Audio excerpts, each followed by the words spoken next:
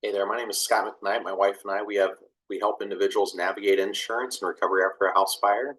The videos that we have shared here are simply to share about our experiences and the experiences of others who have been through similar situations after a house fire. This is not legal advice. This is not professional advice. If you're looking for those two things, strongly suggest you look elsewhere to find legal or professional advice. We also ask if you would like this video, please give us a thumbs up. Please subscribe to the content. We'd love to be able to get this into the reach of more people. Also, we have a free Facebook group if you are interested in joining that. Information in the description below. We also have information about our own book that kind of goes through this process a little bit further, the Up from the Ashes book. And then we also have a course that walks you through a little bit more about the how to navigate insurance and also how to recover appropriately after a house fire.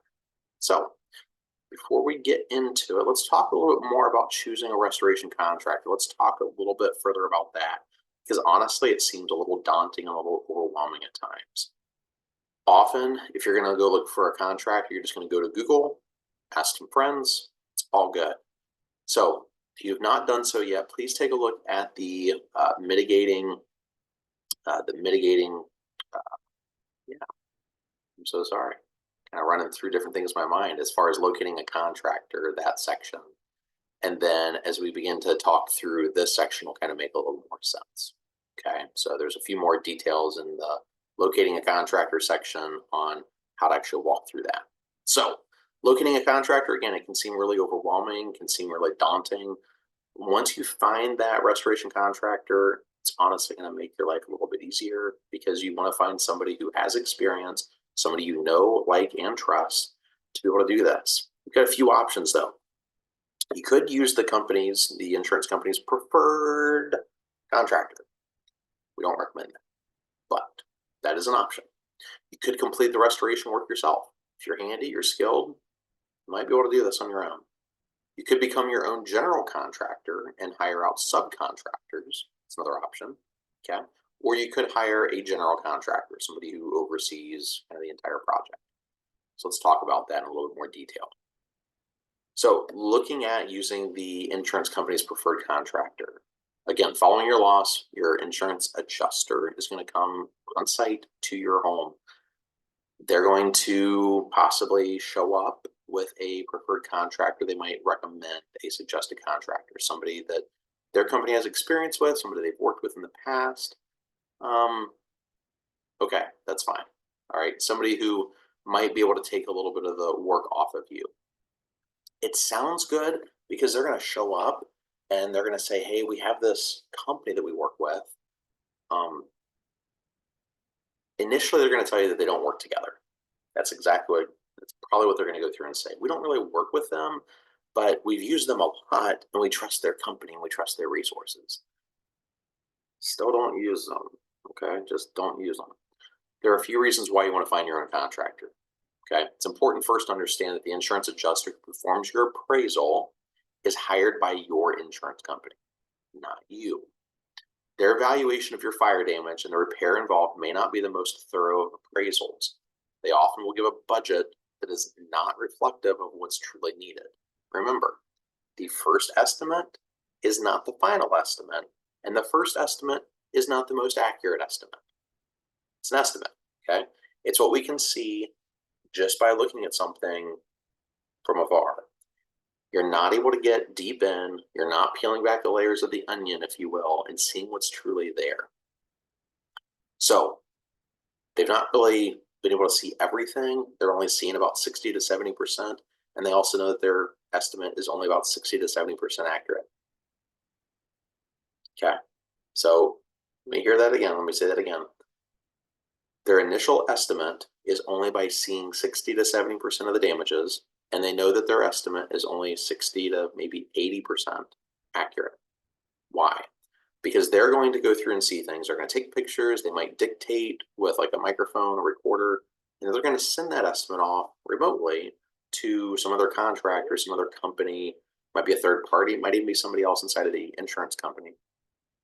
They are then going to compile everything based on the photos, the descriptions, whatever else that the adjuster has given them, and they're going to put together this estimate. The estimate will not be looked back over, it'll be reviewed, but it won't be looked at in detail by the adjuster, because that's your responsibility. Yeah, kind of sucks. So they know that their valuation may not be the most thorough of appraisals. They often will give a budget that is not reflective of the best practices of your local building codes. Building codes depending upon where you're at in this country, building codes differ, maybe ever so slightly, but they do still differ.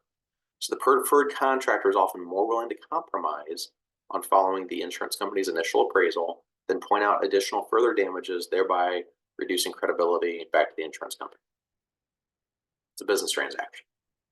Okay?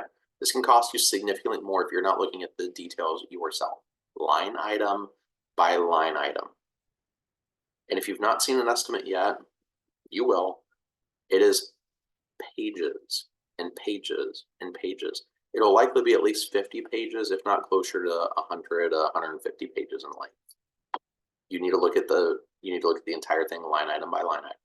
This now becomes your part-time job. Okay? To the uninformed individual, this initial referral may seem very supportive and enticing because, well, after all, why would you have to go out and search for a qualified contractor? It takes a lot of work when one's already being presented to you. The adjuster and their contractor may not inform you of certain things. They may not inform you of your options and your rights that are afforded to you by your policy. For example, you might be strongly encouraged to have your furniture and clothing professionally cleaned. You will then discover that cleaned items are still smelling. They're still soiled with smoke. Perhaps their recommendation just to send off a few things turns into a $30,000 bill, and these items are still not restored to their pre-loss condition. Okay. See where we're going with this? I hope you do. So we believe that everyone deserves the opportunity to work, but restoration contracting is truly a unique animal. Okay? There are inherent risks and dangers. There are many unknowns. The actual amount needed to perform your loss may not be known yet. But if you do not look at the estimate and you don't find your own contractor and you don't take the time to do that, it's going to cost you tens to hundreds of thousands of dollars in loss, in loss, revenue, if you will. It's going to cost you a lot of money and lost replacement value to make up the damages for your home. So do you hire a general contractor or do you become one? That's really the decision kind of at the end of the day. You can choose to hire one or you become one, and you either hire out subs or something. Okay. So we do consider reviewing the section before on locating a contractor. Make sure it's a restoration contractor. They've got experience in fire loss. They're not doing this on their own. This is not just a hobby of theirs, but they actually have experience with it. They need to have the right tools to do the job. We'll talk later on about some of those tools, what they look like, but you need to make sure that they have the right stuff available to do the right job. Okay. Many contractors will turn down fire jobs. They don't want to be involved with it. They don't want to take the risk. It's too much for them because there's a lot of headache that go into it. Okay. This was another sign that working with the insurance company's preferred contractor was not a win for us. And yeah, we just strongly recommend going out and finding your own contractor. Had we stayed in our fire home, we would have hired a general contractor to review the estimates to perform the restoration work. We did, however, choose to work with 3 different contractors to help us understand the quote a little bit more. I had an idea what I was looking at when I was looking at the estimate, and things didn't seem to line up and add up. So we still went to 3 different contractors, restoration folks, people who actually knew what they were doing. And we used them to help explain parts of the quote, to help us understand the estimate a little bit further, and also for them to draft up a new quote and a new estimate to make sure that we were getting what we needed. Again, you're going to be doing a lot of work on your own. You can choose to hire out a lot. You can choose to hire out, hire a public adjuster, hire an attorney. There are various reasons that you could work with a public adjuster. but not every public adjuster has experience in fire alarms. They just don't. So if you choose to go hire your own general contractor, okay, here's where it comes down to. If you choose to go hire your own general contractor, we believe that this can be a good option. The journey is not for the faint of heart. It can really be helpful to have an extra set of eyes taking a look at this. So again, how do you find those contractors? Go back and look at that video where we talk about locating a contractor, but also know that each contractor is probably going to have a different view, maybe a different process, or they may not understand Xactimate exactly, unintended, but they may not necessarily know various parts, or they may have different ways that they're going to go in and do the restoration work. That's fine, as long as you know them, you like them, you trust them. Okay, so to kind of take a look at the 3 contractors that we had one contractor who said, I would just level the house. It's not worth my time. I'm going to level it. I'm going to rebuild you a new home. And I'm like, wow, that sounds nice, right? The last 2 contractors, they said, yeah, we're going to demo 3/4 of the house. You need it. We can still protect the rest of it. We can still restore the rest of it. And how we would do that, they kind of walk through that process. So as an example, once drywall is pulled, and yes, drywall has to be pulled because you can't just forget that, just like our friend who had soot stains up here on their ceiling coming from around the drywall tape, there's damages. There's damages behind drywall. Drywall is going to get wet. Fire department's using water. Water ruins drywall. It's paper and clay, essentially. I mean, it's just chalk. Chalk and paper, that's all that drywall is.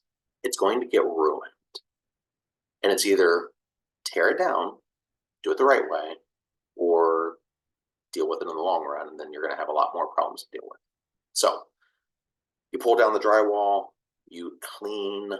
There's steam sterilization processes that I don't understand that they do, that they take care of, but then they have to seal the wood, and they seal it with a shellac, which is just it's a sealer that they use inside of the like wood furnishings. And then you also, the other option is to spray a chemical protectant primer, like a Kills brand primer, if you will, to do that. As an example, the insurance adjuster said they were only going to demo half the property and the rest would just be fine. Doesn't really need to be touched. It's fine. We can clean it with soap and water. Can't clean it with soap and water. We already talked about that. Okay. So just as an example, so we highly encourage you to seek out your own reputable restoration contractor who understands the challenges and complexities of working with insurance claims. This is not for the faint of heart. You need to look at your estimate. Remember, the first estimate is not the final estimate. You need to look at your estimate, and you need to be looking at it line item by line item to make sure that what you see in your house is accurately reflected in the estimate. If it is not, it gets added. How do you do that? You email, everything's done through email. You email your insurance adjuster and you tell them, this is what we need. I need this to be added. And if they give you any pushback, you escalate it. We talk later about how to escalate, but you escalate by keeping an email. You get the name of their supervisor, or you get the name of an inside desk adjuster, somebody who's inside the company, not another field adjuster. Field adjusters are like the low guys on the totem pole. You have desk adjusters, you have supervisors, so on and so forth. Okay? So we highly encourage you to do that. Why? Because by doing so, you will get back tens to perhaps hundreds of thousands of dollars in lost replacement value for your contents and your structure. Keep that in mind. If you found this video to be helpful, definitely like and subscribe. We will be having other videos that are dripped out. We would love to hear your feedback in the comments below. If you are interested in joining our free Facebook group, check the description below. We also have a book that a lot of these videos are kind of packaged together in that. We also have a course where, again, a lot of the videos are packaged together. A few more digital downloads, things like that. Check the description below, and we will catch you on the next video. Take care.